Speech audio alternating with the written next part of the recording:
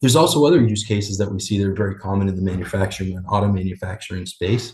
For example, cycle planning documents and cycle planning teams data. Auto manufacturing companies typically have a cycle planning team. That cycle planning team, generally a very highly trusted team within the organization.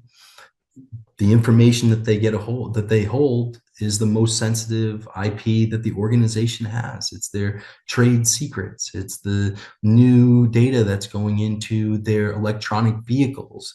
It's what sets them apart from the competition, from the design perspective, all the way down to each component that's inside of that vehicle. And you'll typically have teams of hundreds of folks that'll each have a part of a 10-year plan and all the new vehicles that are coming out. And all of that information is highly sensitive. So this specific auto manufacturing company wants to ensure that the cycle planning team can work on the documents from the corporate network, from their device, and they have limitations on what they can do with that data. For example, they can edit the data, but they can't print the data. They can't screen share the data.